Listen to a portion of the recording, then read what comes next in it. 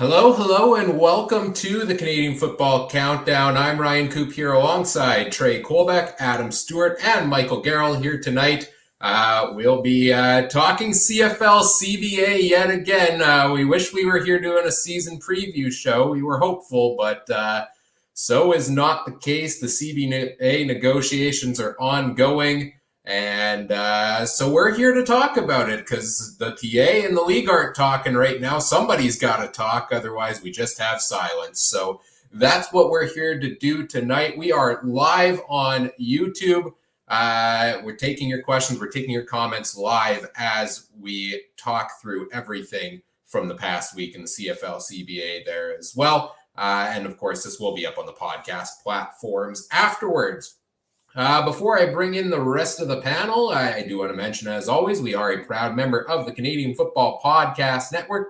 And as always, want to acknowledge that the Canadian Football Countdown is brought to you from Treaty 1 territory, traditional territory of the Anishinaabe, Cree, Ojibwe, Dakota, and Dene peoples, and the homeland of the Métis Nation, as well as from Treaty 4 territory, traditional territory of the Cree, Saulteaux, Dakota, Lakota, Nakota, and Métis Nation. Now let's bring them in one at a time. First up, the great Trey Colbeck. Trey, how you doing this evening?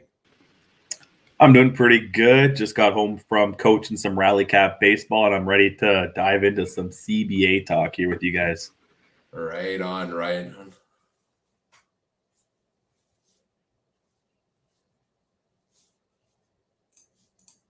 Oops, sorry, a bit of feedback there on my microphone. That was my bad. There we go. So Trey is here this evening. Adam Stewart is here as well, the great Adam Stewart. Adam, how you doing tonight? Well, very well. Got a few acres seeded today, so that's all great. And wish that what do you call it, CBA would go as smoothly as my seeding's been going so far.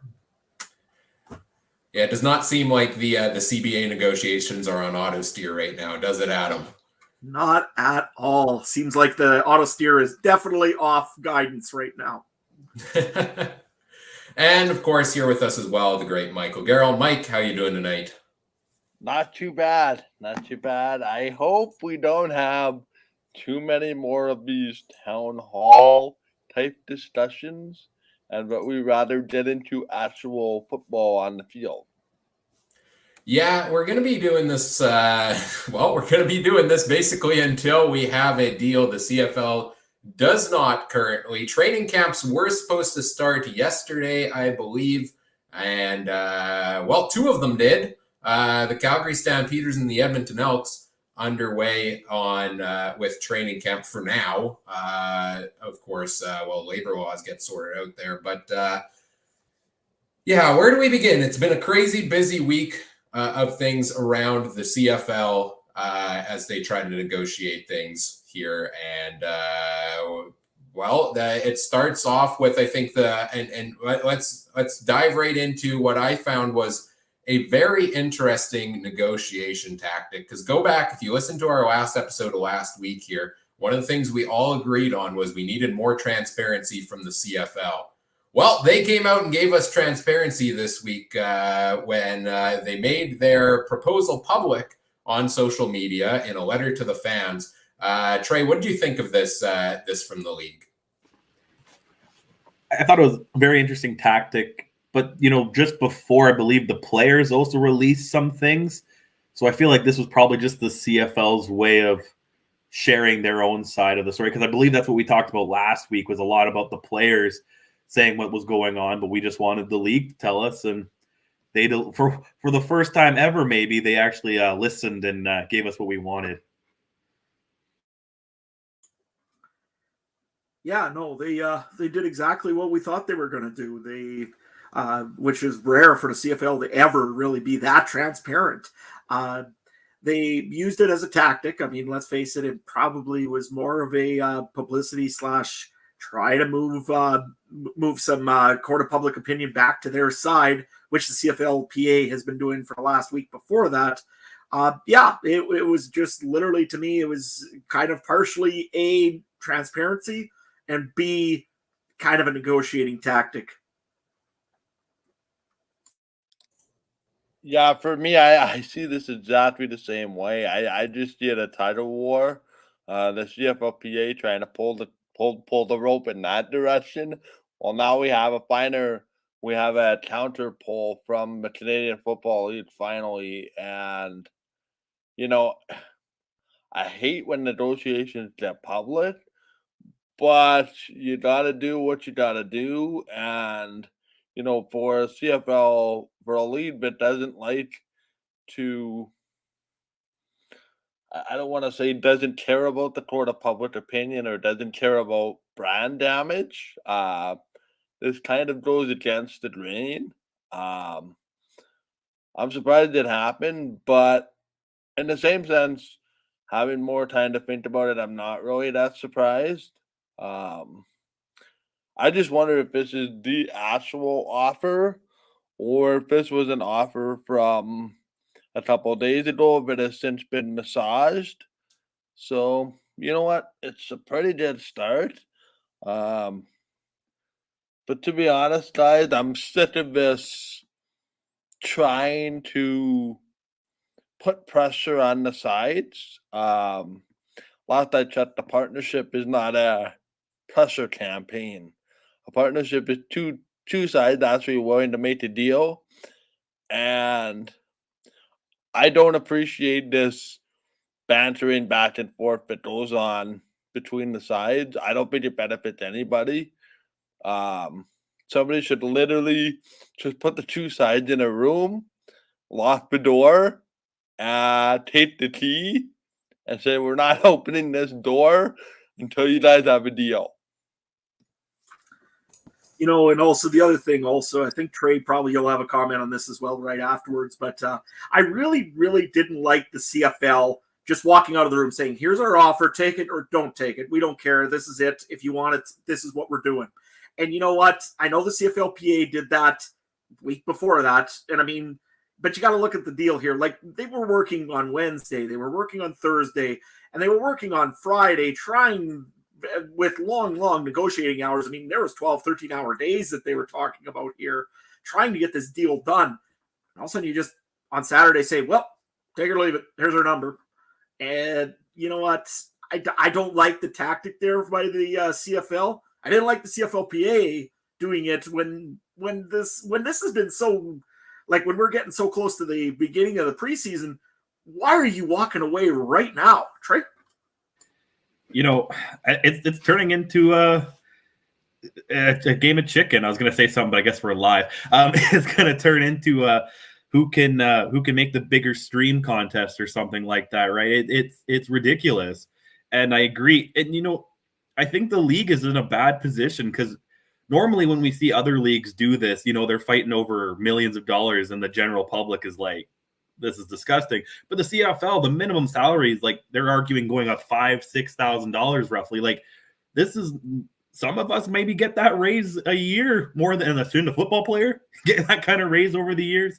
So I don't know. I think the CFL is not coming out good with this one. And like, normally, like I said, I just kind of sit back and I'm like, hey, it's millionaires fighting over dollars. But this one, it's, a lot of more average guys trying to get their bread.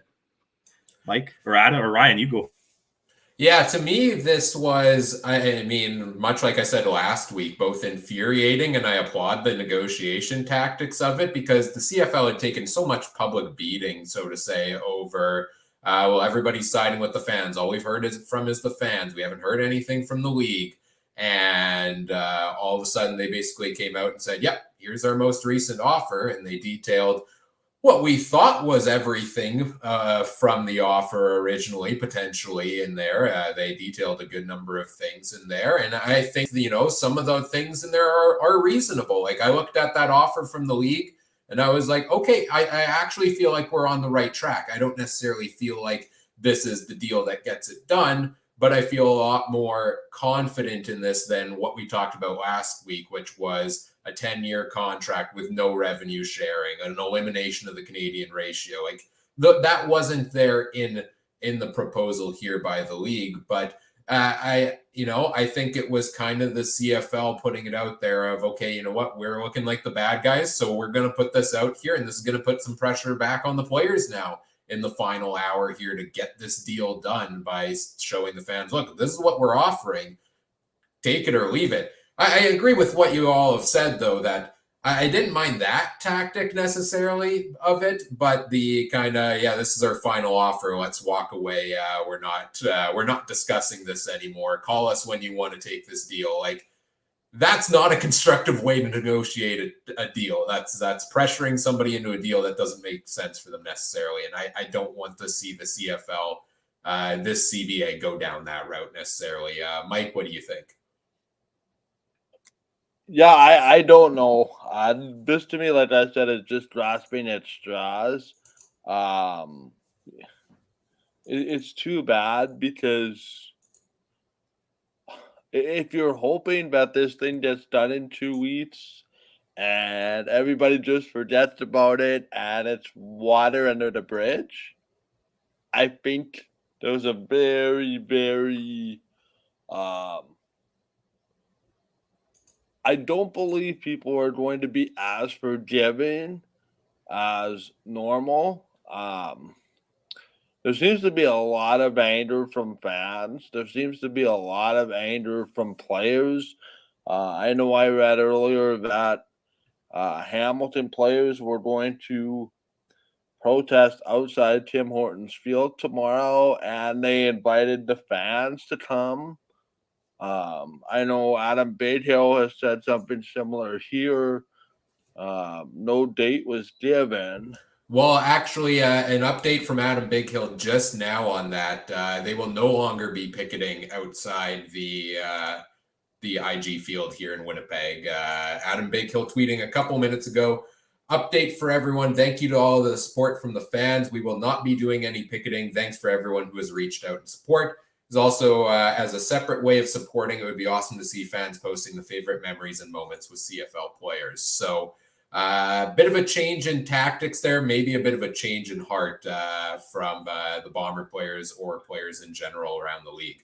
Yeah, and I guess my bigger point was I don't know what you're hoping to accomplish by getting the fans all riled up. At the end of the day, the fans support the league. At the end of the day, they're your ticket buying public. I just don't like that the fans are being put on both sides of this as I don't want to say a sympathy thing for the players. I've seen support for the CFL. I've seen support for its ownership structure. It's just messy, and the fans are in the middle of it, and the fans are over it. Personally, I'm over it, and this is day 2. It's just tiresome, to be honest. Another update also from the CFLPA here. There may not be no picketing going on anytime soon in Winnipeg with the tweet that Adam Bighill let out. However, the CFLPA made a media release about an hour ago just saying that they will be standing outside together at Tim Hortons Field tomorrow, and they are calling for Tiger Cat fans to join them. So maybe they're just trying to pick out a single place that they can possibly make a bigger point. Like I said, it's kind of interesting to see that they don't want to do the picketing for some reason in Winnipeg, yet in Hamilton they're gonna go and lock arms and stand outside of Tim Hortons Field. A little funny, Trey. I just, from my brief interactions today on Twitter, it seemed like a lot of Winnipeg people didn't like the idea of the picketing, so maybe it's a local thing. And I didn't see the Hamilton feed as much, but that's the vibe I got. I believe there's several people and I kind of sit in that middle camp too. I don't know if that's a good idea for fans. Yes, we have an invested interest in this. Yes, we put our hard-earned money to this, but like you said, we've already got division. We already got different cheering for different teams. We got different provinces. The last thing we need is fans having a league versus players debating. Because I can see both sides. You support the league, but you also got to support the players. So I don't like this whole pulling fans thing. And so that's the one thing I'm not a fan of the players are doing. But everything else is kind of this whole the league screwing up, I think. You guys, Brian, do you agree with that? Yeah, I think this is pulling some conflict. I think the league making their statement public is to try to sway public opinion in their favor. I think the players are trying to get maybe saw that a little bit. They're trying to get the fans back on their side, and feels like kind of we're the child stuck in the middle here, so to say. Of parents, please don't fight. We just want to see you get along, and we want to see you get this deal done. And I think that's the overall theme from a lot of fans, is that we want to get this deal done. And I guess, you know what, let's backtrack a little bit. We talked about the CFL making its proposal public here. They did leave some details out conveniently in Randy Ambrosie's letter to the fans. I don't know, Adam. What do you think of that? Of not kind of here's some details, but not all of the details. Is it kind of let's spill as little as possible to appease the crowd while still trying to hold our cards tight to our chest? You know, it seemed like that a little bit. I mean, let's face it, the CFL is doing their job of trying to build a public relation to make themselves look as great as they possibly can. I mean, you look at what that deal offered. There were certain points in there that made a whole lot of sense. That were good points in that CFL offer. However, there were some points in there that you just kind of shook your head at and said, "What is the CFL really doing here?" For example, the salary cap increase. Like, from what I can read of that, I believe it was about $100,000 a year, if I'm not mistaken, is what it works out to after you break it down for the 7 years that they want to do the CBA for. Very interesting on why only that much, especially with inflation right now. I mean, I don't think it's a great time to be, like I said, it probably would pay to add a little bit more to that. The other thing also that I was really confused about was most of this stuff all starts in 2023. So why are you wanting to change the game? Well, get at it. If you're going to do it, change some things. Let's get going with it, because it doesn't make sense to go and start a CBA and then, oh, by the way, everything starts for 2023. However, there were some other good parts in that in there that I think made a little bit of sense. Myself, I know that some guys that are really passionate about the Canadian national ratio, they're going to be probably upset with me in about probably 3 minutes, because I actually liked how that was written and how that was put out for allowing Americans to become naturalized, or however they worded it, essentially count as a Canadian in the roster. I like that. It was a good setup. It was a good program. And you're still got a lot of Canadians in there, and you're still trying to work to keep those Canadians, most of those Canadians, on the roster. Trey, what's one thing that you really liked and one thing that you really didn't like about the CFL's offer? Yeah, you know, with the salary cap was the big one, but then also minimum salary going up 50,000 next, or 5,000, sorry, next year. And then only going up another 5,000 in 4 years in 2027. That just, to me, that seems not very enticing, because these rookie or minimum salaries, probably a lot of the guys that you're trying to get from the States to come up here for a year or two. So I felt like you should try to entice them a little more. And if minimum salary is not going up, doesn't mean the higher salaries are probably not going up a lot either. So that was the one I didn't really like. The one I liked the most, I felt had nothing to do with the players, and I was surprised to see it, but the timing of the season. Up to 30 days. So that would be May 10th next year if they choose to do that. And I know we could talk another hour about when the season should start, but that one I liked as a fan. All this other stuff to me means nothing. Like, I just hope, like, it doesn't, I hope the guys get their money, but it doesn't make a difference to me, the nickels and cents. So sometimes I don't overly mind if we don't get the transparency, because it doesn't mean anything to me. But timing, a May 10th home opener, that'd be something. Yeah, and see, that's another problem I have with the whole thing being public, is most of that doesn't really apply to the average fan. Like, if you really think about the demographics of the CFL, does your average, I'm just throwing an age out there, 10 or 11 or 12-year-old kid that goes to a CFL game, do they come to the CFL game because they care about the economics? like, to me, for this proposal really being public only helps media outlets and podcasters such as ourselves to get this up in the talk about.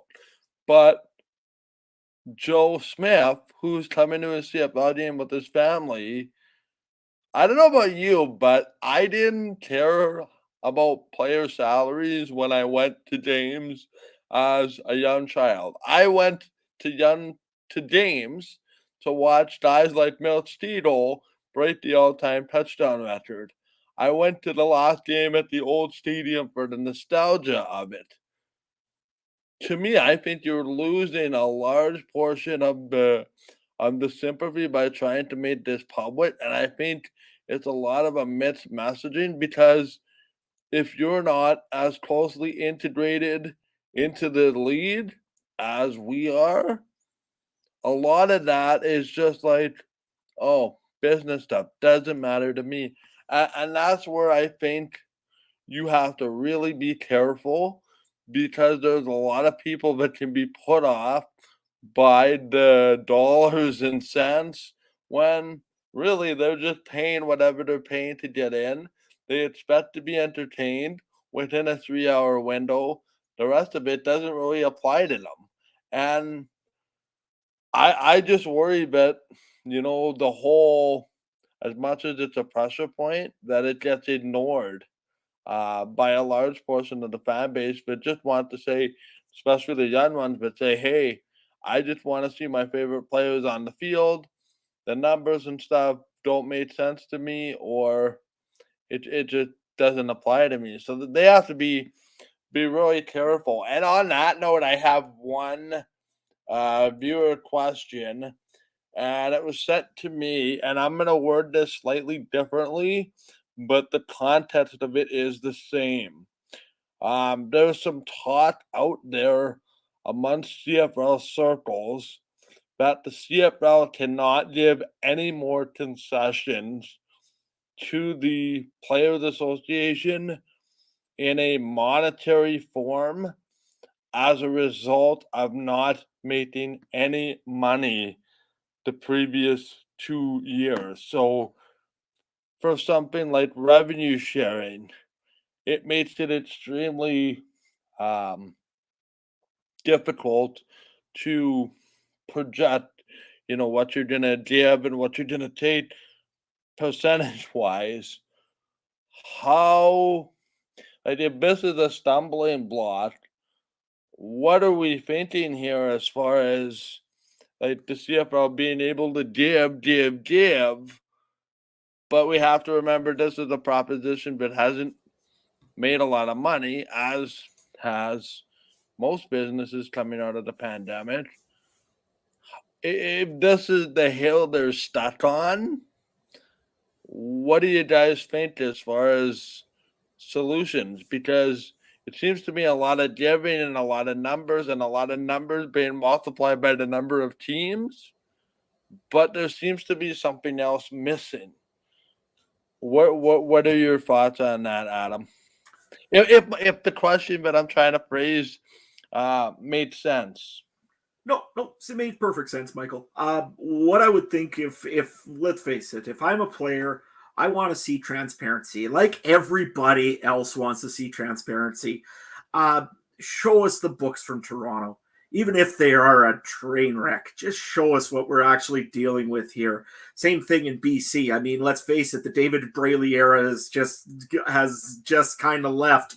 I mean, they got good ownership now, but show us what exactly has been going on here, because you know what? That's how you're going to go and say to the players, look, here is the deal. Here's what we're making for money. We just seen Edmonton last week, and I mean, they're one of the more stable teams in the league, post a $1.4 million loss for 2021. I mean, yes, we had football, but it was costly football last year. Let's face it, people weren't going to games. Even a Mosaic, hey, when you can't sell out Mosaic Stadium for a semifinal game, there's something up. It don't matter what CFL or what team you're on or what team you cheer for. There's a problem when you can't sell out Mosaic Stadium in Saskatchewan for a semifinal game.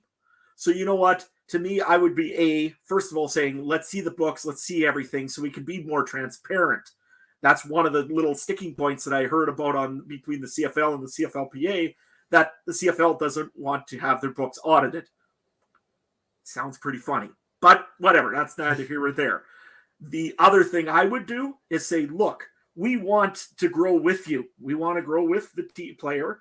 And if I was the CFL, I would offer them maybe a little bit of an increase into the player revenue that the share that they're talking about. Currently, I think it's 25%, I believe, is what the CFL has been offering the players. However, it doesn't apply to the Grey Cup and a few other little events or something along those lines. And again, maybe you offer them 25% across the board. It's showing that, hey, we want to grow with you. It's showing that this league has a future, because let's face it, if you're giving them 25% a year and the league profits go up, which are probably expected to be going up in 2022, I would presume. Same thing with 2023 and on. Let's hope that it keeps growing. If it does, then the CFLPA should get a piece of that. And that's the way that you can give them the money without giving them the money immediately, if you want to do it that way. Trey, how would you do it?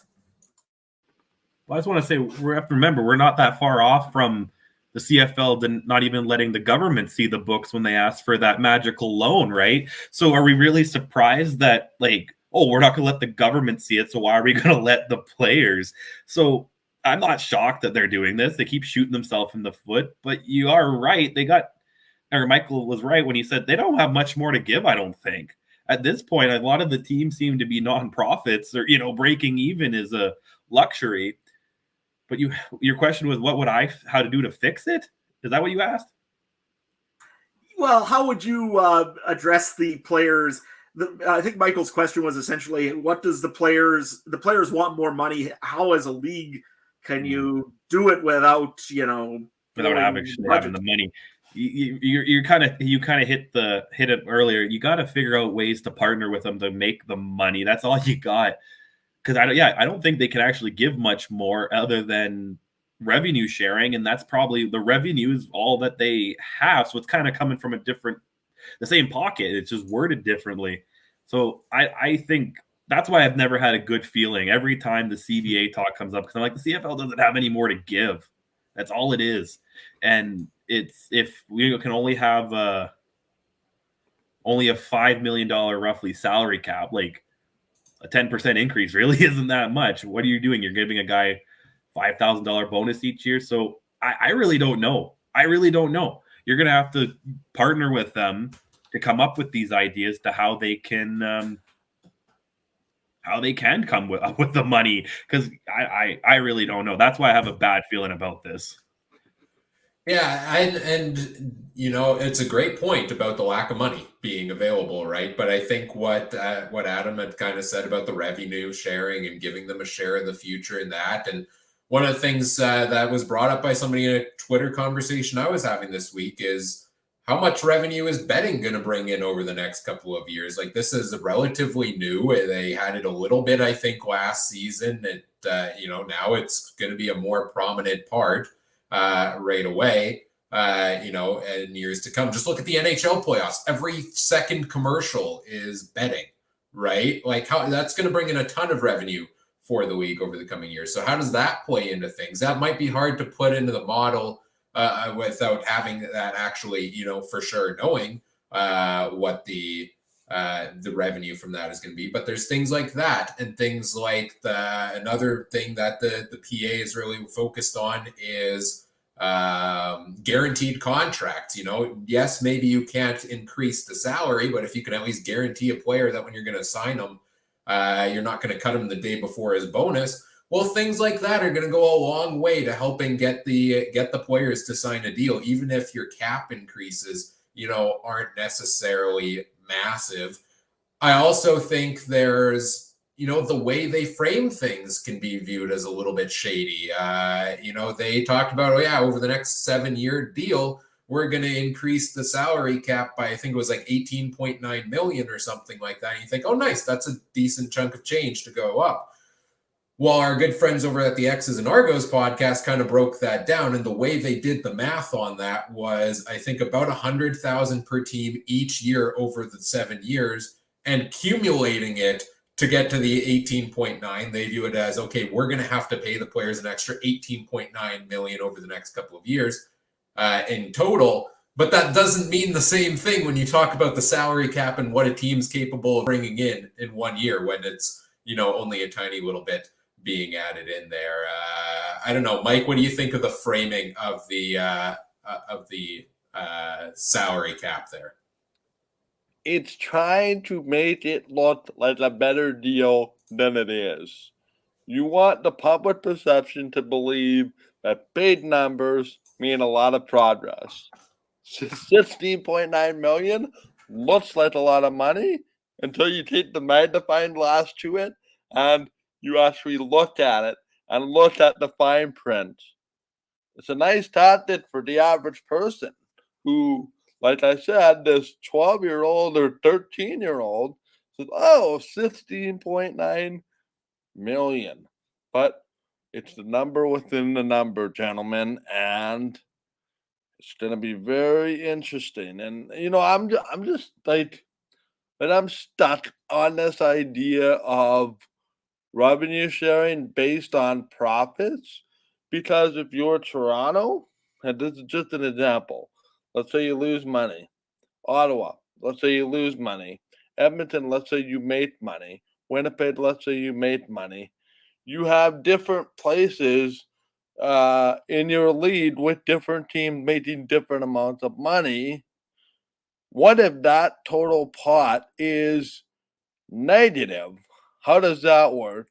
And that's not a revenue sharing agreement. Do I think there's a way to incorporate the TV money? Perhaps. Absolutely. But, your product has to be consumed by a lot of people. Your advertising revenue has to go up.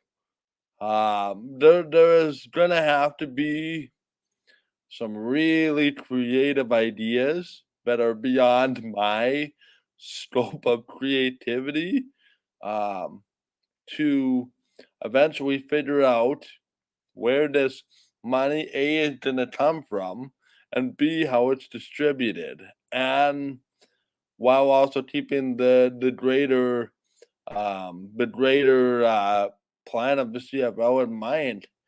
And I think at the end of the day, at the end of all of this, all the CFL players are asking for, and this has already been addressed, is transparency.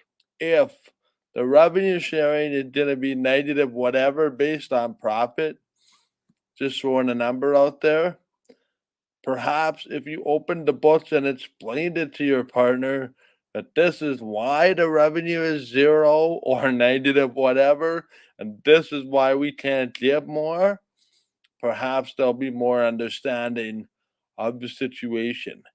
And I don't know about you, but if I was to buy something like a house or a car and previous repairs were not disclosed to me, well, it's like that, right? Like, what are you hiding? What are you hiding under the hood that I should be worried about down the line? That's a very genuine concern.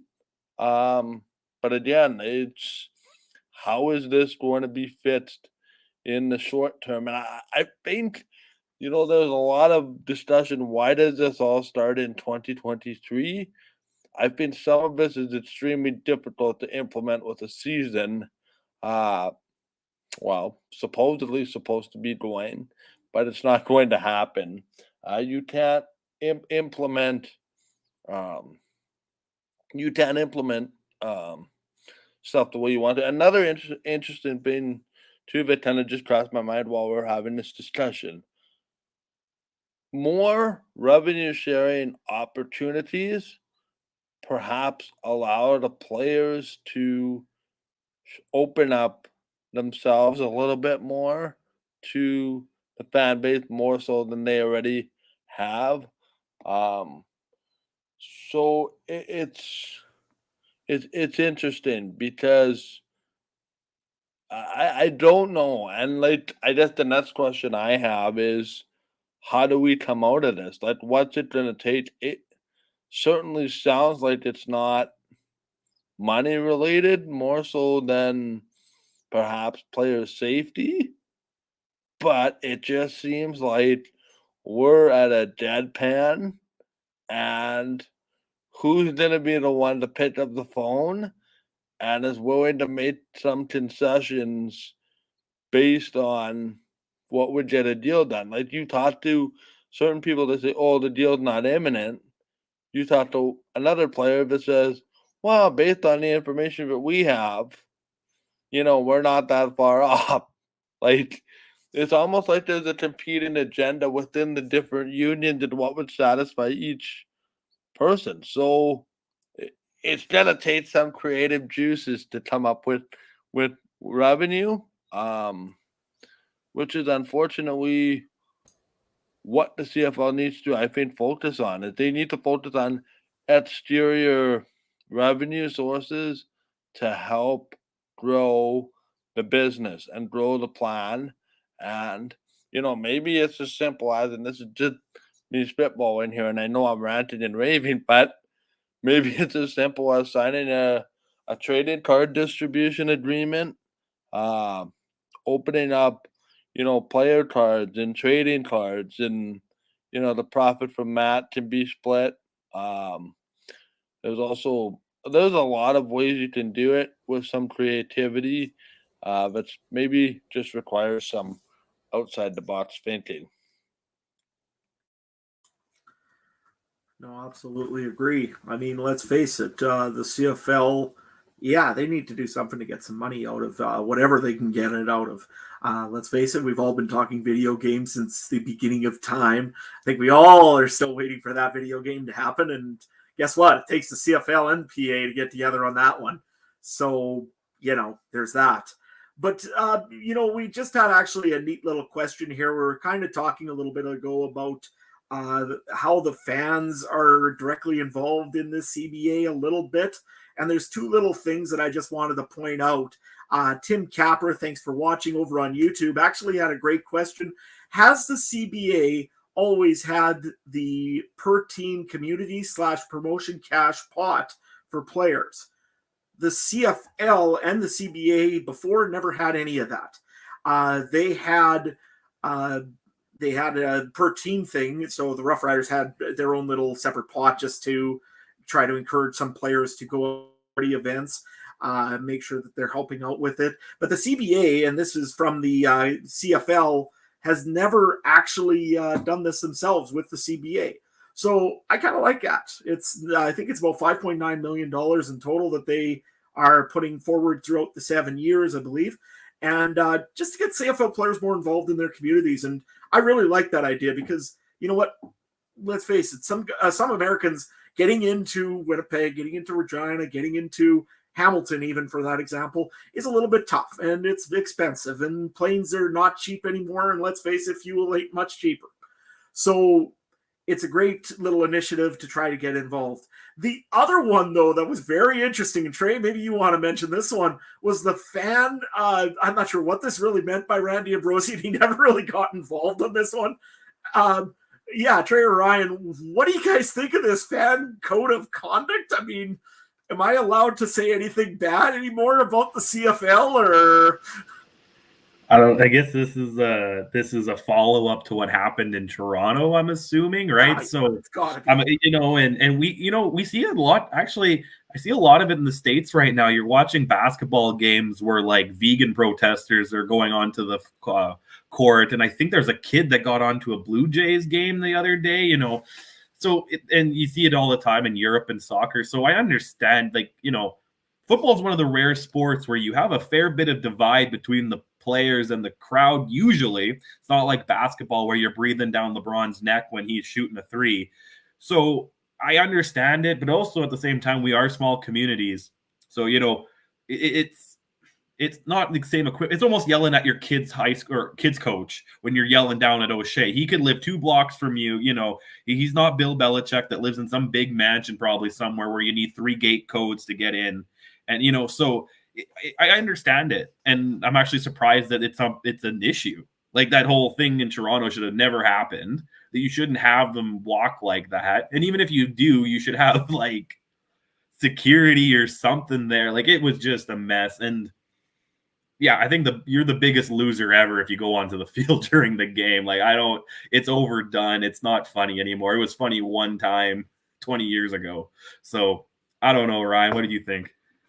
Yeah, this has got to be a result of what happened there with Toronto, right? Like, absolutely, I agree. That's the first thing that came to mind for me as well. And when I saw that this was in there, part of me was like, huh, that's interesting. Like, how can they regulate that? Like, I'm not under contract with the CFL or the CFLPA. So how do I end up in a term in the contract? I mean, the stadiums all have the rules. You go to the Bomber game, I'm sure it's the same at a Riders game as well. Before the game starts, they announce fan code of conduct. And, you know, as somebody buying a ticket, that consider that your contract for that particular game you're attending, to behave and act in an appropriate manner there. So I guess the league, you know, trying to maybe formalize things a little more into the CBA to, you know, try to promise players, hey, we're not going to let this happen again, like what happened there in that incident in Toronto. But yeah, most definitely an interesting one there as well. And you talked about the community and promotion cash pot there for the players. I find that one a little interesting because I agree. I think it's great. I love seeing teams and players involved out in the communities. And I think that's certainly one way you help grow the game, and maybe that leads to more revenue down the road. Maybe that's what they're thinking here. But it's kind of interesting when you have the players saying, we want more money, you know, in our contracts here. And then you have the league saying, sorry, we don't really have more money to give you. But then you have this money allotted to these other endeavors, right? Which maybe, you know, that's part of the sticking point. Maybe it's not. I find that a little bit interesting there. But yeah, the CFL outlines this proposal. Overall, I think they're making I think they made a lot of progress on some of these things, and it seemed a little bit promising after, you know, 3 straight days of 12-hour days of negotiations. Okay, this proposal comes out. Okay, we're making progress. Maybe we're going to get it done in time for training camp. Probably going to be a bit tight, but maybe then we're going to get it done, you know, sometime this week, right, is what it's seeming like at the time. But the CFL fires out their public notice. The PA fires back, and an article on 3 Down Nation, you know, basically accused the CFL leadership of forcing an unnecessary work stoppage and saying, we still feel we're far apart on a number of issues, including extended rehabilitation, improved safety, contract security and continuity, true revenue sharing, and improved compensation. And I would say these are all valid issues, and the safety is definitely a concern for the players. And there's a reason padded practices were removed a couple seasons or in the last couple of seasons. And I forget who it was. It might have been Adam Big Hill himself saying on Twitter the other day that, like, we removed padded practices and injuries went down 33%. So why are we trying to bring them back? So, you know, so there's still conflict. Yes, things moved a little closer, but there's still most definitely, you know, some issues that need to be resolved here between the two sides. Yep, for sure. Speaking of safety, I know that the CFLPA has shown that, yes, the padded practices, when happening, there were injuries occurring. However, has anybody else noticed maybe a lack of quality of tackles in the last 3, 4, 5, 6 years because we haven't had any proper practice with tackling with pads on? Now, that being said, I understand you want to keep players as safe as possible. It is absolutely perplexing to me why we are still talking about a player that goes and gets injured during practice is not compensated for anything. That is still not in the CBA. When a player gets hurt, a player gets hurt. It don't matter if it's on the field, if it's going and playing with a medicine ball in the middle of the field in Mosaic Stadium just before a season starts, or if it's any other time. When a player gets hurt, he's got to be compensated. I mean, let's face it, it's just basic human part, right?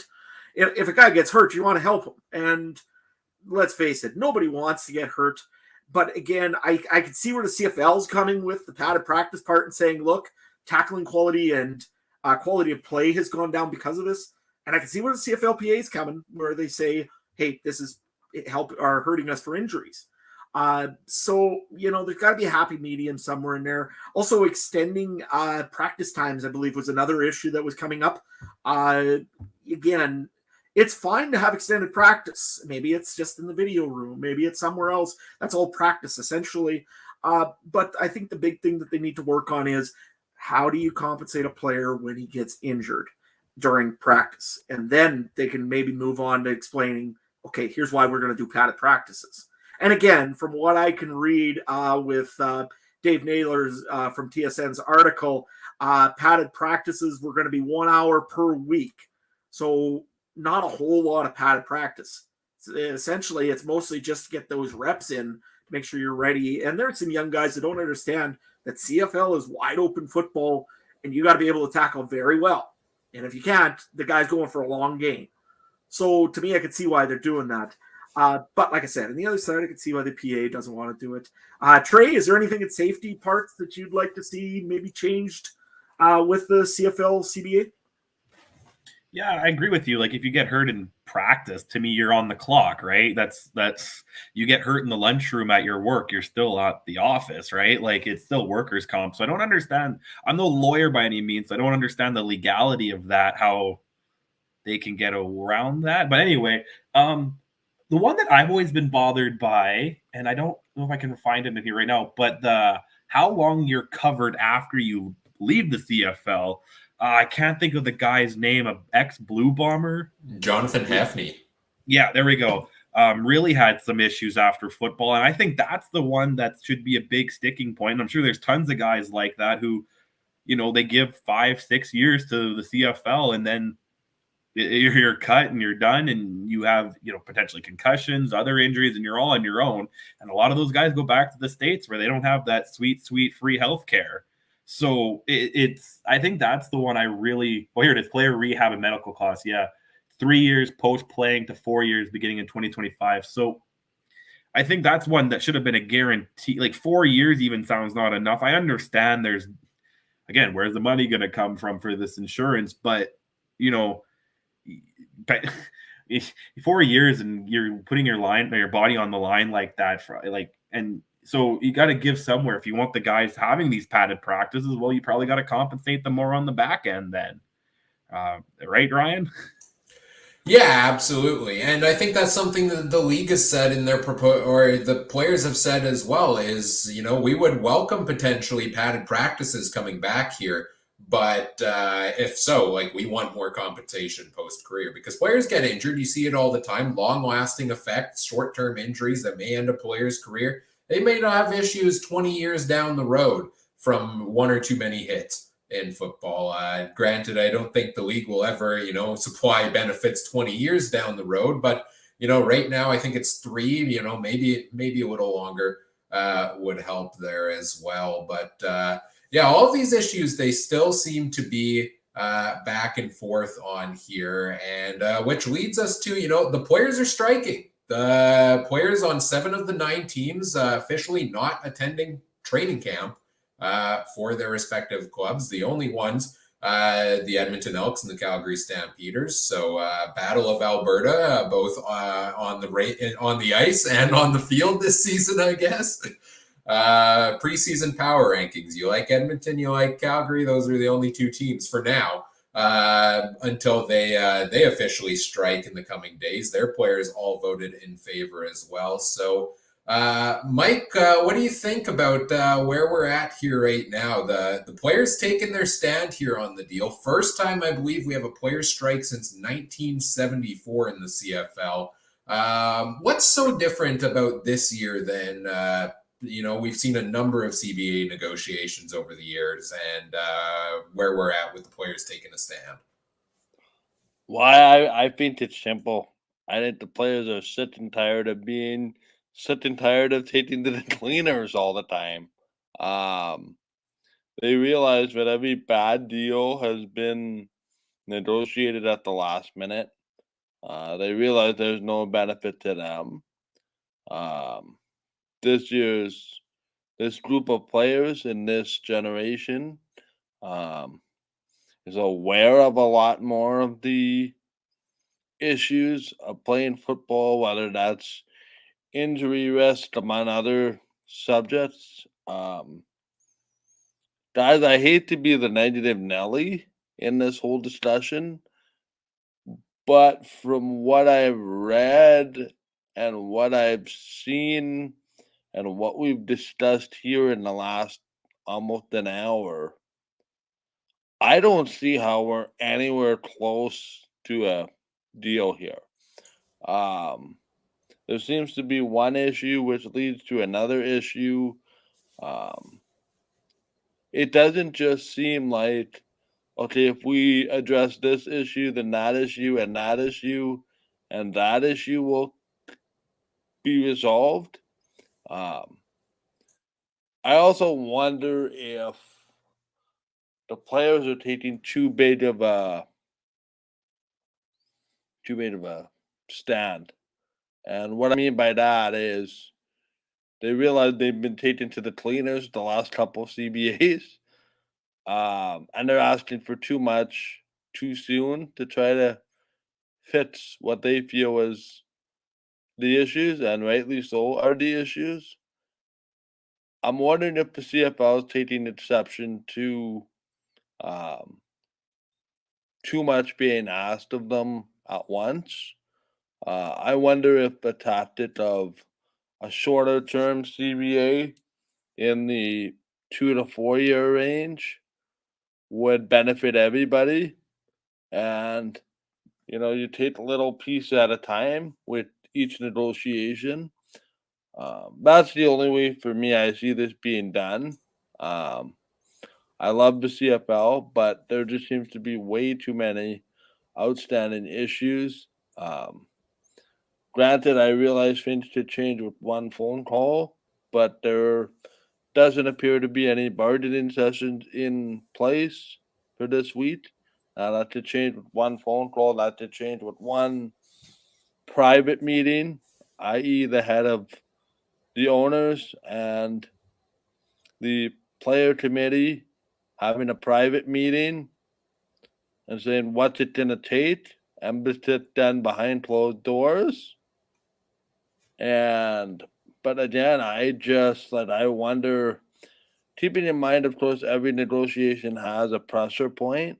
And when that pressure point is probably in the next couple of days when Alberta joins the forces of a strike.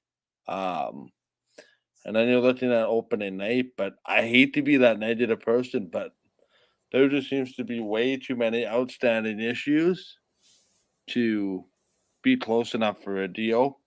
And again, that all changes with one phone call, but certainly seems like that phone call ain't coming anytime soon. Yeah, I'm going to jump in with my rant of the episode here because, May 23rd, next Monday, CFL's first preseason game is supposed to kick off between the Bombers and the Riders. Pretty sure that's not happening at this point, right? They've officially said if the CBA, according to a report from Dave Naylor, if the CBA is not negotiated by Wednesday, that preseason game is not going to happen on time. It might happen late. Who knows? They might reschedule it depending how things go. But there have been a lot of people up in arms over the last couple of days of we're missing training camp, we're missing preseason. Hot take maybe here. I don't mind that we have missed training camp, that we have missed preseason in the sense that, sure, I would have wished they would have started negotiating 3 months ago and gotten this all done on time. But if we were in the current situation of negotiating now at the end of the term, I'm happy to see the players taking a stand. I'm happy to see both sides kind of working at it until they find a deal they're satisfied with.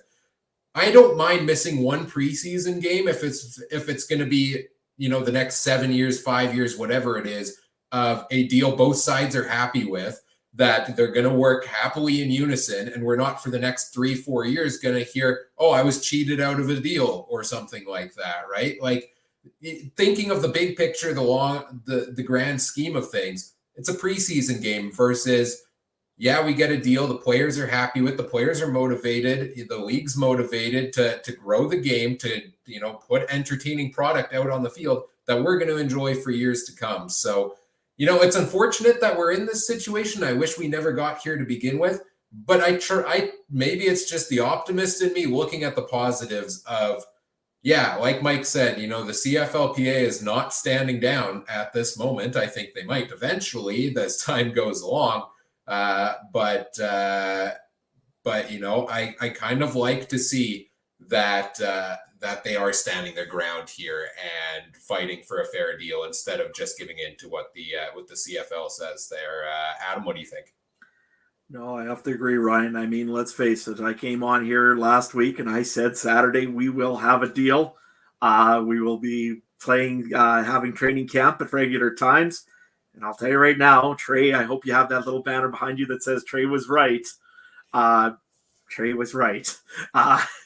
You know what? I'm not looking forward to this right now. It's all fun and games until you miss a Riders-Bombers game and preseason. I mean, let's face it. The pressure's got to be on both teams. But what I want to say on this, though, is we're at a crossroads with the CFL right now. This has never really happened since 1974, having a strike and having a CFLPA that has been this adamant and this persistent and this, unified that they want to keep this going. I don't think I've seen that for a very long time. That being said, I've seen the CFL before try to do some strong arming and try to get their way, and it hasn't worked. As much as you think it has, it hasn't. The CFL and the CFLPA both have to realize that there's only so much money in the CFL. The CFLPA can't be asking for millions of dollars. They just can't. It's not there in the CFL yet.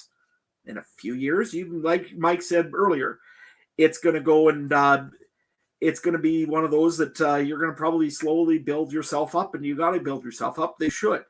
They're a darn good, entertaining crew that are unique from the NFL. They are a professional sports union, and they've shown it. They've done a very good job of this so far. Like I said, I think the CFLPA has finally maybe made a corner here, and that means that the CFL needs to pivot with them, or they're going to be left behind. The CFL has got to start growing, and by hook or by however they can do it, they've got to do it. They just need to go, and they need to just keep building. And if they aren't, you're going to have these problems all the time with the CFLPA. The PA knows that they are a good organization, and they know that their players are very good. Like I said, it's time that the CFL recognizes this and says to them, hey, we want to be your partner, just like the NFL and the NFLPA. When was the last time you ever heard of an NFLPA strike? Been a very, very, very long time since there's been a PA issue. There's been some little hiccups here or there, a suspension or whatever. It's nothing major, though. And usually the CBA gets worked out as a group. They don't usually go, and the NFL owners go and try to pull the arms hard of the NFLPA and say, you got nothing. Here, I think maybe the CFLPA has finally done it, that they're going to have to, that the CFL is going to have to work with them and actually properly work with them, not just say, here's the deal, take it or leave it. But that being said, I sure hope that the CFL gets, its act together quickly, because I don't know if the CFLPA is going to budge much this time. We've got some comments here in the chat as well. Shane saying, are they actually working at it though? No scheduled meetings. League saying they have given their final offer. In such a crucial year to finally do it all right, it's absolutely shameful. The two sides are pulling this crap, and the CFL seems to always find a way to shoot themselves in both feet. To me, it's almost the case of the CFL left it to the last minute because they thought the PA would fold. and because this is the first strike since 1974. Trey, what do you think about all of this and those comments? Well, first, I'm going to have to get my girlfriend out here so she can hear Adam say I was right, because that's never happened in this house, right? So, but yeah, I agree with what Shane also said. This is a crucial year, and, you know, it's a tough year to do it in, like right out of the pandemic, but it's a crucial one. You know, and that's why I'm surprised they're going for such a big chunk, trying to go for such a long term. Even 7 years or whatever the last one was seems very long. It's almost like you need to do a 2-3-4-1, kind of see what the economics is like after, hopefully when COVID is as done as it can be, and then reevaluate. I'm going to go on another limb here because, you know, since I've been making bold predictions, I'm going to say the Toronto Maple Leafs will play more games in May this year than there will be probably games in the first 2 or 3 weeks of the CFL season. Because I think I agree. The players are giving it to the league right now. They, like you said, Adam, when has the NFL done this? No, the NFL says we're adding a game. The PA says, okay, you know, we're taking away a preseason game. We're adding a regular season game. Okay, we're adding a new playoff team. Okay, because they know the money's going to come in. Like they already have this all set up. They have their revenue sharing. They have guys making anywhere from 2, 3, 4 million to what Mahomes at 50. Like they don't have any problem with this. And Tom Brady's got his retirement even more locked up. Like they got their retirements locked up if you can make 40 million on Fox after. So they don't have to worry about it. So these guys trying to worry about it, because I don't even know what's the highest paid player, probably 500,000 roughly. Bo Levi, Caleros in there somewhere. I think it's Caleros at 550. Okay, 550. So it's a big chunk of change. That's probably more money than I'm gonna have come in at a year, but still it's money. You know, they got kids, they got family, they go down to the States, they have a lot of travel expense, I'm sure, so that gets eaten up, and that's before our great Canadian tax too, probably. So, you know, a lot that comes down and down and down and down, and they need to come up with it. And we joke, we can talk about all these ideas. If you can have every league imaginable in NHL, why can't you add the CFL to Madden? Like, that's been my question. If you can have the kids from the Wheat Kings play, you know, whatever other team, right? Then why can't you have the CFL team? You used to have NFL Europe on Madden, and you just have a bunch of bums that were running 20 speed, and it was garbage.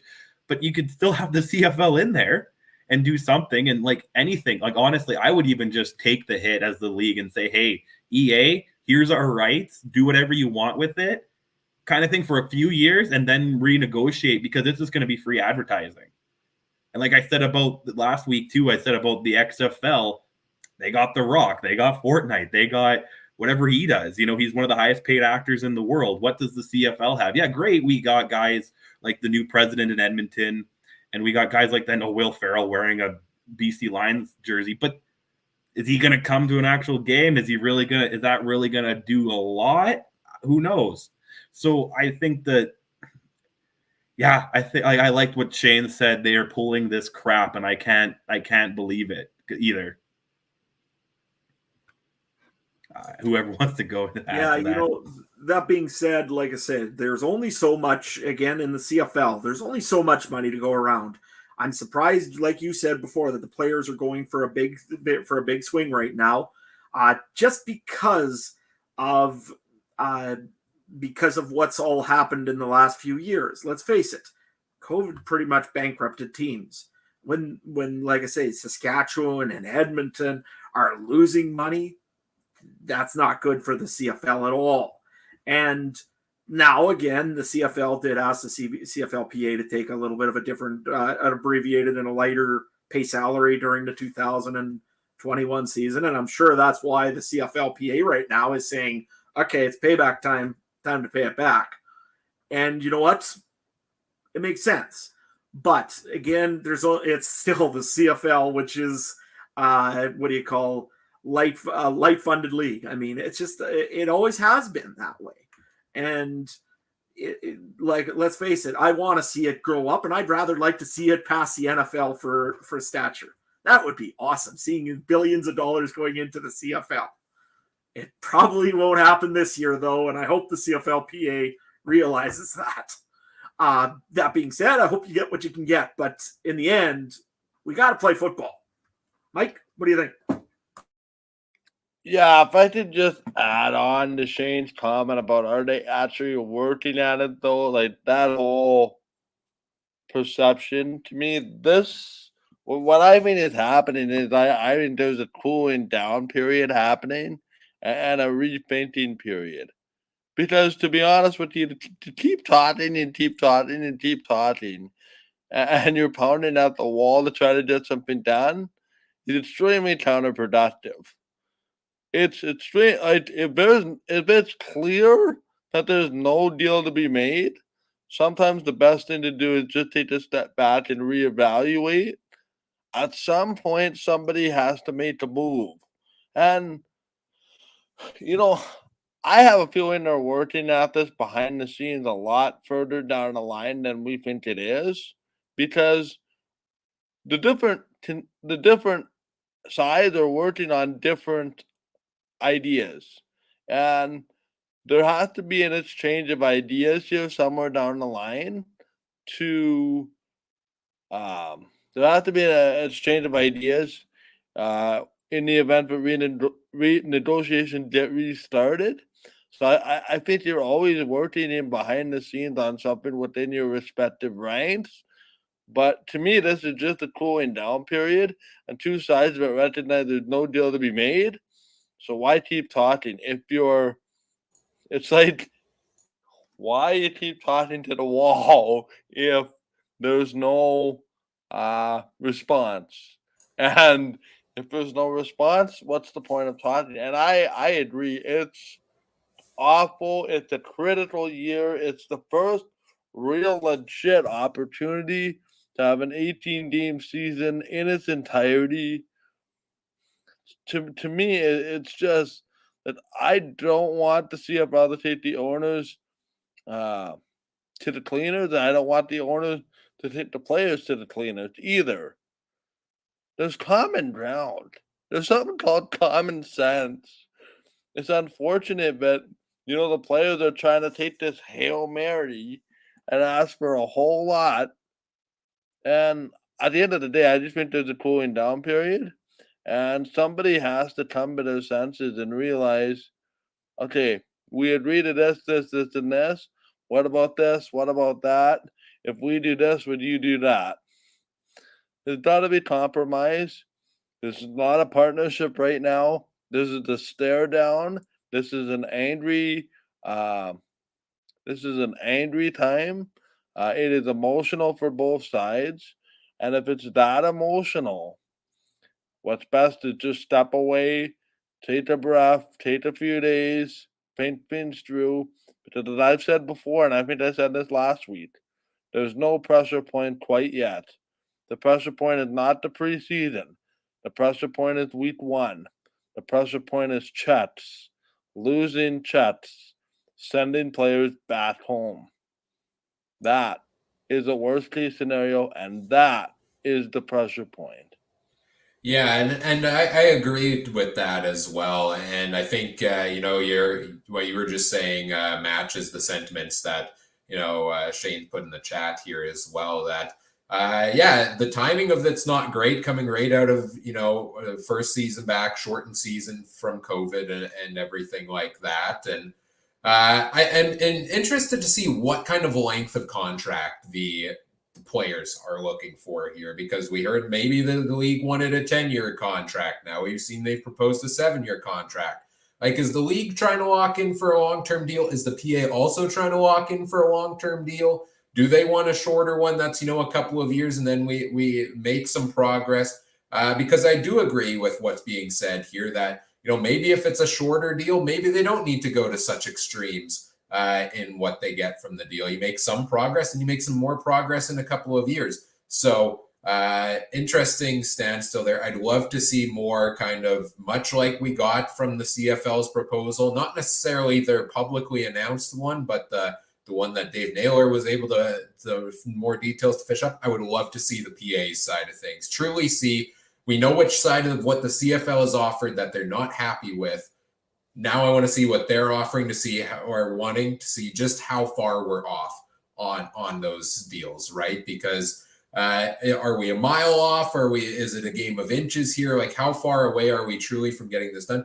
look, the deal could be very close for all we know right now, but it doesn't seem like it because they're not talking anymore, which is the big issue here. I don't know. Anybody have any more thoughts on that? Yeah, no, I think you're right, Ryan. I mean, let's face it, if you want to make a deal on something, you got to talk. Being in the car sales world, I mean, let's face it, they always said, though, the one thing that is in any negotiator's mind is the person that talks first loses. And I hope that's not what we've gotten to here, that the CFLPA is worried if they speak to the CFL, they're going to lose this. If the CFL thinks that they talk to the PA, they're going to lose this. Let's face it, if there's a deal that nobody's happy with yet everybody agrees to, that's probably what we need to do. And I believe maybe it might be – it seems like the CFL is the one that wants a 7-year, 10-year deal, and I could see why. Let's face it, we all know what's cooking down south of the border.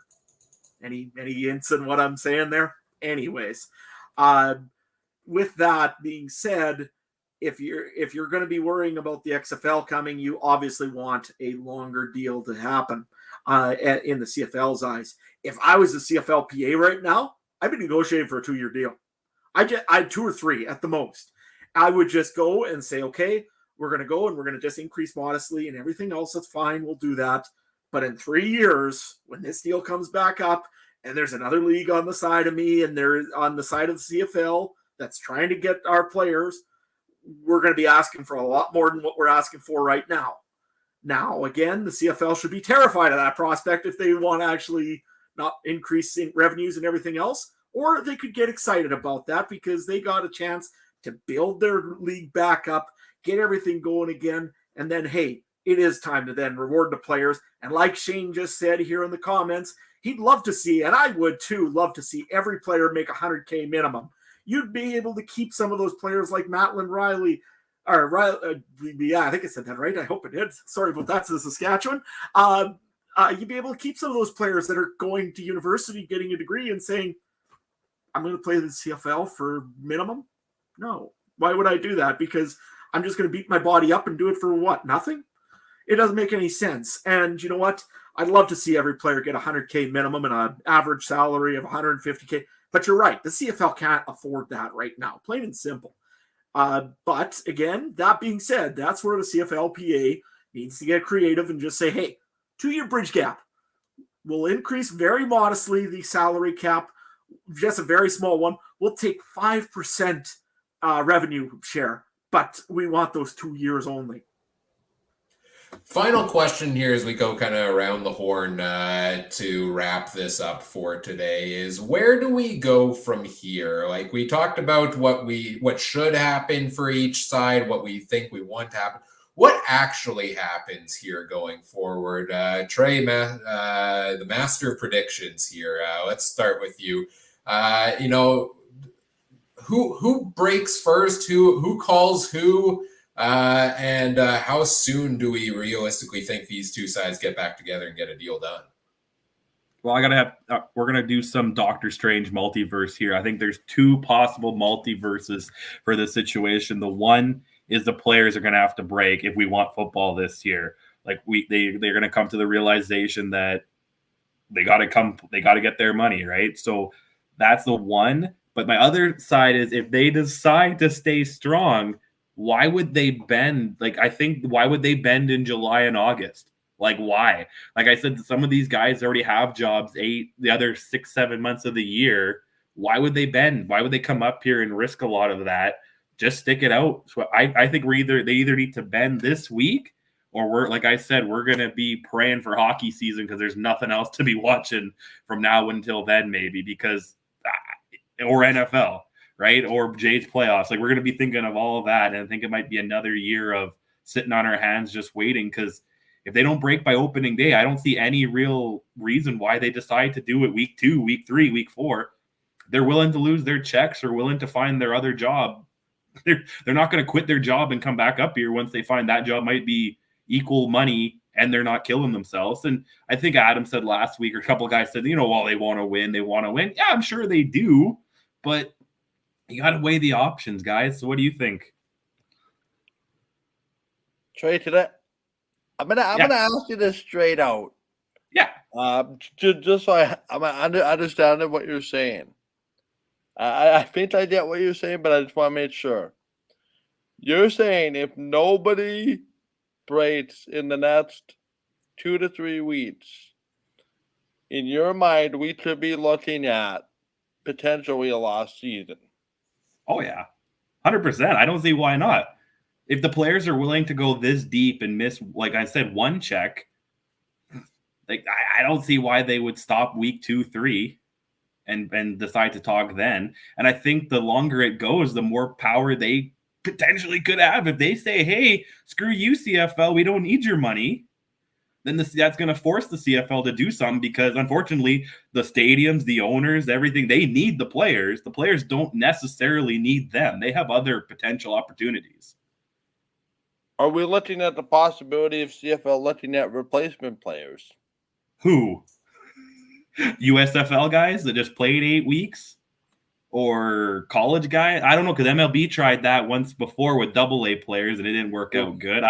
I don't think they'll do replacement. Is there enough football players that you could have decent football? Let's face it, there's a pile of NFL, NCAA colleges that are always having senior bowls and always having senior players. I think that there's enough that you could still, the quality would be absolutely terrible. But there are the replacement players if we do need to. That being said, again, they're scabs and they'll be absolutely torn apart by the CFLPA. But again, I think that there's enough players anyways. There might be, but I don't think the CFL, well, they might threaten that. I don't think they would do it, because I think that would almost tarnish the reputation, the little reputation that they have. I think that would destroy it even more. I think, yeah, I don't know. I'm not liking this, boys. And like I said, we've sat through hockey lockouts, we sat through baseball, and it's giving me a lot of vibes of the NHL one, where the last one where they have like a half season or a quarter season kind of thing. It's giving me vibes of that. And I just think because maybe I won't go full lockout, but I'll say they'll be pushing for that Labor Day start like they were with COVID. I think that might be a push thing, but I don't think, again, that's a good idea. Well, I'll jump in here, and I think you make a great point about, once you're striking, like, why quit once you're halfway there? Otherwise, it kind of seems like, what was the point of missing those first checks if you're just going to cave? Why didn't you cave way back when?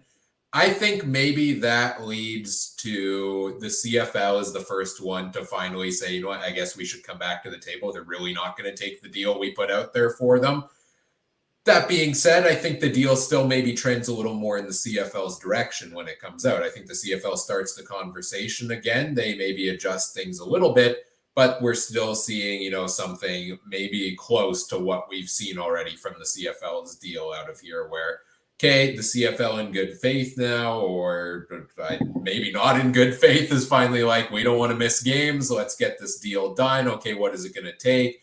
Now let's get back to the table, negotiate. Because I believe with the 3 straight days of negotiations they had, 1 or 2 more on top of there, very well could have gotten this deal done. But something happened, put a sour taste in the mouth, and said, no, we're going to break this off. We want them to take this deal, and enough is enough. But, time is a ticking here, right? And as time goes on, things are going to get a little more stressful for the league there. Adam, what do you think? When does this get resolved, and who calls first? Well, my Saturday prediction is all in shambles now. So, you know what? I'm going to go and I'm going to push it back a little bit. I'm going to say that we're going to lose a football game. Unfortunately, it has to be the Rough Riders and the Winnipeg Blue Bombers. I think that game is pretty much gonzo at this point. Let's face it. I think, though, Trey, I think you might be mistaken on one thing about players not caving. They have a heck of a passion. Sorry, I did let one go. Anyways, they passion is a thing that we all know about in here. Trey, of course, with harness racing, myself with farming. Like I said, Michael, Ryan, you guys are passionate Blue Bomber fans. Let's face it, you'll do some funny things and weird things if you've got an absolute love for something. you'll do what you have to do to make it happen, that you can enjoy what you love doing. Let's face it, some guys are here for the check, and there are a few of those, no doubt. There are some guys that just love football, and they want to play football no matter what it takes.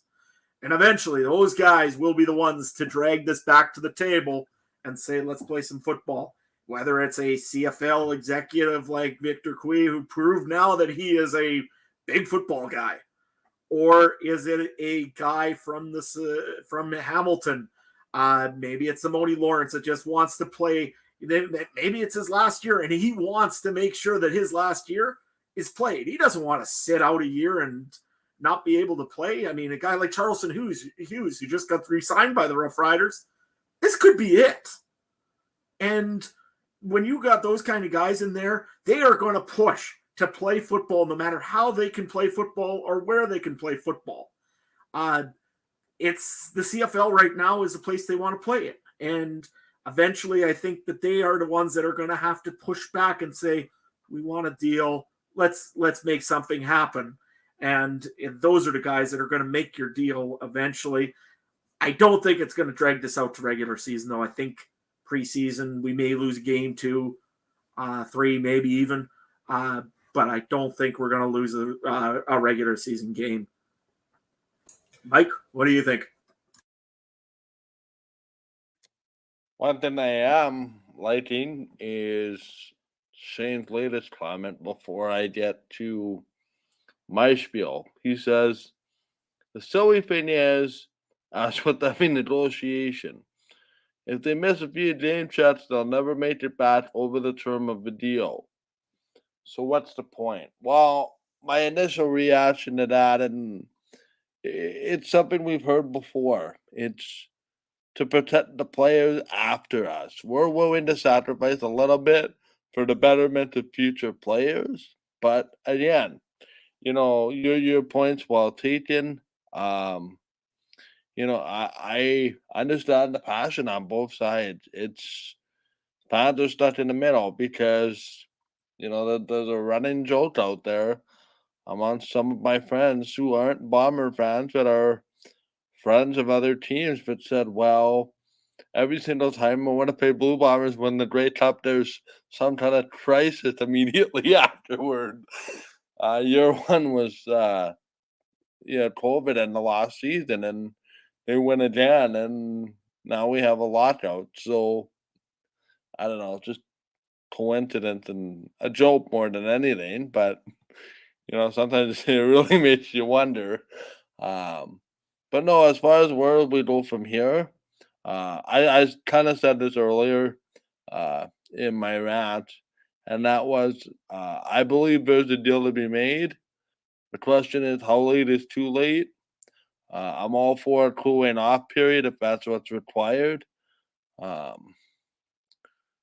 I hope we don't lose an entire season, but speaking as somebody that, fans already have lost one season 2 years ago, not of their own doing.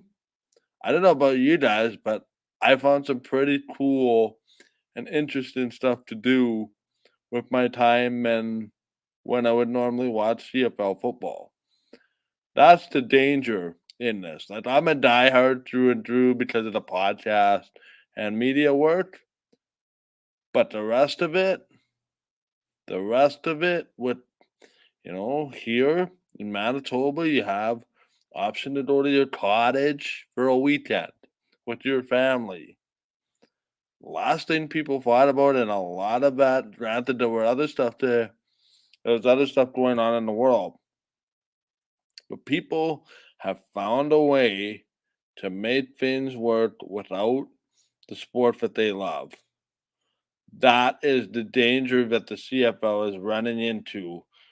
And, that Blue Jay team is not playing very well right now. But when they heat up in June, July, August, which is the height of the CFL season, will they be the forgotten afterthought amongst your casual observers? And that's the part that the CFL is struggling to reach.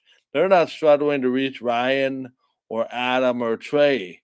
They're struggling to reach the fan on the street that said, "Oh, what's the CFL?"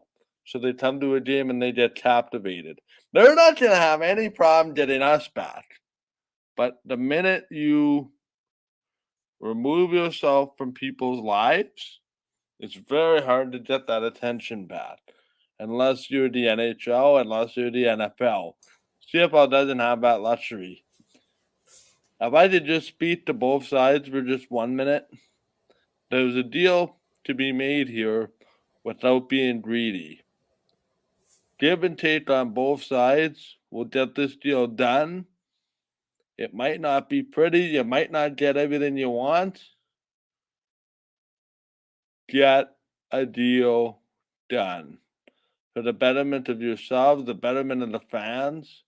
You all say you want to play football so badly. Find a way to get it done within reason so that we can all be back to talking about weekly recaps instead of having weekly CBA negotiation therapy sessions. Because quite honestly, I'm getting sick of it. As much as I love this discussion, I'd much rather be talking about football on the field instead of the boardroom. Yeah, and I want to add one point because you're saying we can find other things to do.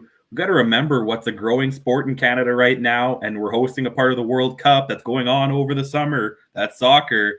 You know, you're talking to the Jays, that's big too, but we got CPL, we got MLS. They're prime time too. They start May and go till October or November even, right? So, you know, I've taken my kids to both, and they're both at IG Field. My kids hardly can tell, like, you know, they're 7 and 4. They just know there's a game going on at IG Field. They don't really care about the difference of football and soccer at this age, right? So they might start pulling to want to go to soccer if that's the option. They might want to pull to go to a Gold Eyes game if that's the option, right? They might want to go to the racetrack. Like, you know, I make them go to the racetrack. But, you know, that's the point too. Like, we you're right. They want to get the average fan in off the street, but you also got to get the kids, because, you know, the kids are their attention spans are non-existent. If you over the last, if let's say hypothetically, this is a whole lockout, this whole season's washed. This is hypothetically. That means over the last 3 years they played 13 games, right? Like that is, or 13 weeks, right, of games. That's, you got to have more than that to keep the attention span of the younger fan. You need to have that, like you need to have the 20 plus games every year to keep it going. And I don't know. I think they're at a real big risk of losing the casual fan and the younger fan if we don't get a deal done. And like I said, I think it's one or the other. Like I said, I think it's going to be the CPA folds and everything's good, or they decide to hold it out. And I could see them holding it out for a very long time. I don't think it's going to be that, but I think I'm really, you know, it's either or. No, you know what? You're absolutely right. I mean, let's face it. There are so many other things you can be doing in the summer. You can go to the beach. You can go and watch soccer. The other day in small town Saskatchewan, which you'd never have seen before, there was a soccer practice going on with 8-year-olds. I've never seen in small town Saskatchewan a soccer practice, in all honesty. In Yorkton, yeah, a little bit, but not in small town. So you're right. The CFL and the CFLPA got to realize there's a lot at stake here, and it's not just them this time. It's losing the casual fan, the guy that comes to a football game for the experience. Exactly. Like, I mean, you come to Saskatchewan, you come to check out the game, you want to hang out in Pill Country and visit with your buddies, and that's what they're going to lose on very quickly, because you know what? Fans don't want to be frustrated. They just want to have a good time and enjoy themselves. And if you're going to sit around and talk about CBA all day, like you said, Michael, this is killing me doing these the group therapy sessions too.